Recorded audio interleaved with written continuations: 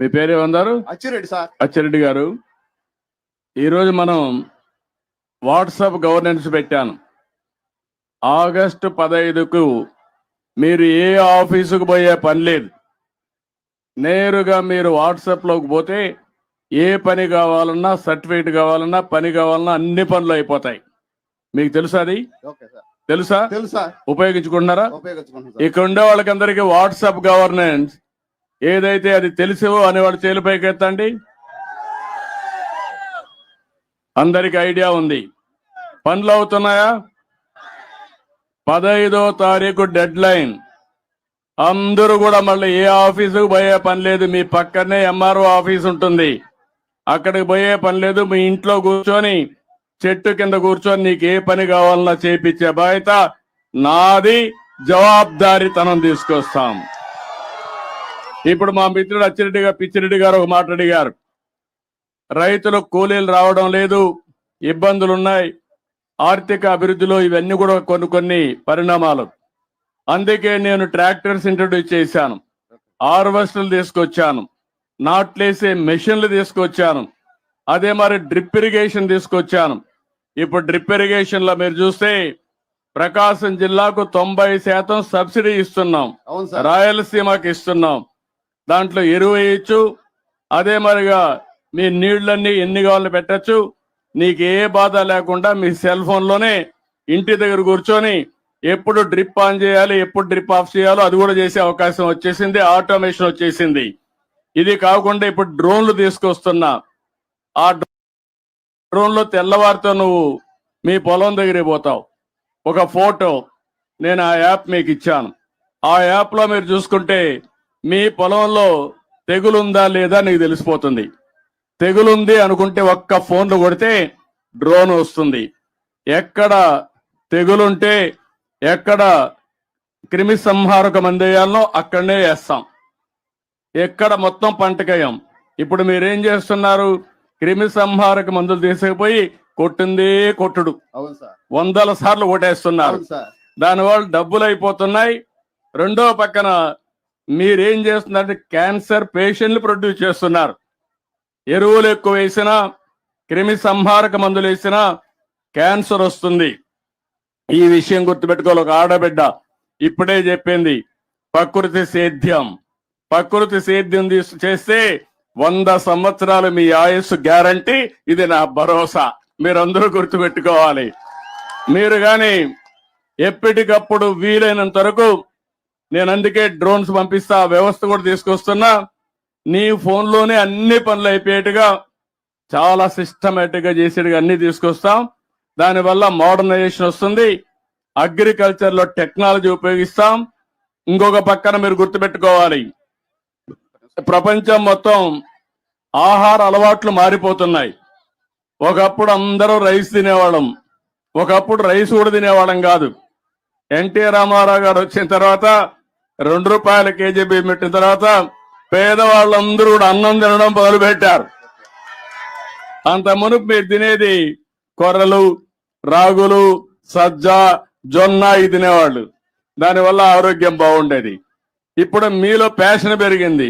Double polish, తెల్లగా ఉండాలి. తెల్లగా ఉంటే ఏమొస్తుంది? కార్బోహైడ్రేట్స్ ఉంటాయి. అది తింటే పౌష్టికాహారం కాదు. దానివల్ల అన్ని సమస్యలు వస్తున్నాయి. అందుకే ప్రపంచం మొత్తం ఇప్పుడంతా కూడా మీరు చూస్తే పళ్ళు ఎక్కువ తింటున్నారు, కూరగాయలు ఎక్కువ తింటున్నారు, ప్రకృతి సేద్యంలో వచ్చినట్టు తింటున్నారు, కోడి మాంసం ఎక్కువ తింటున్నారు, ప్రోటీన్ ఉంటుందని. ఎగ్ ఎక్కువ తింటున్నారు, అక్కడక్కడ కొద్దిగా మటన్ తింటున్నారు, పాలు ఎక్కువ తాగుతున్నారు. పాలతో వచ్చే పదార్థాలు ఎక్కువ తినే పరిస్థితికి వచ్చారు. ఇంకా మనం ఆ దృష్టిలో మీరు పోవాల్సిన అవసరం ఉంది. నేను చెప్పింది అప్పుడప్పుడు మీరు ఫాలో కావాలా. మీరు ఫాలో గారు లేదు, అప్పుడే చాలా తక్కువ అవుతున్నారు మీరంతా. అందుకే ఈ సమస్యలన్నీ వస్తున్నాయి.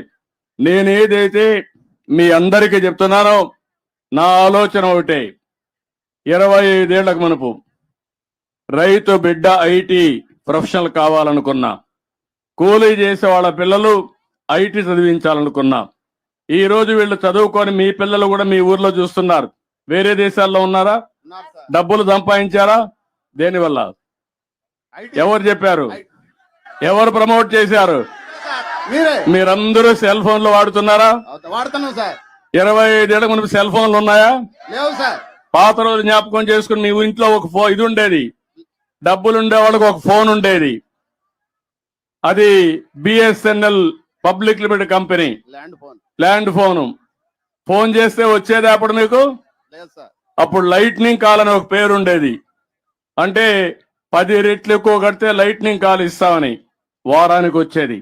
అవి చూసిన తర్వాత పక్కన దేశాల్లో చూసిన తర్వాత టెక్నాలజీ పోతుందంటే ఆ రోజు పోరాడి ప్రధానమంత్రిగా ఉన్నటువంటి వాజ్పేయి గారిని మెప్పించి డీరెగ్యులేషన్ తీసుకొచ్చా.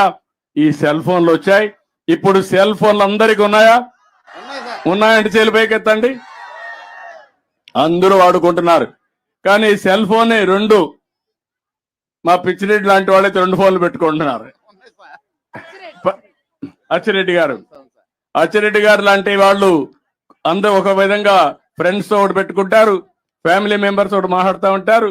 అవసరం అయితే ఇప్పుడు అంతా కూడా ఎక్కువగా తెలివి ఎక్కువ సిగ్నల్ యాప్ లేకపోతే ఫేస్ టైం, మామూలు ఫోన్లో కూడా మాట్లాడడం లేదు.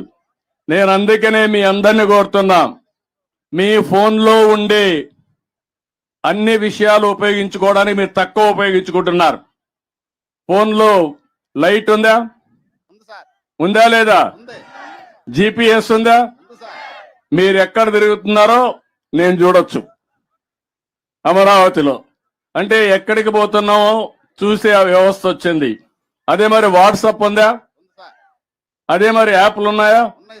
మీరు ఒక యాప్ పెట్టి మీ ఇంటికాడ ఇప్పుడు ఏసీ కావాలా, బాగా ఎండలో ఉన్నాం, ఈ ఎండ వల్ల ఒక లాభం కూడా ఉంది.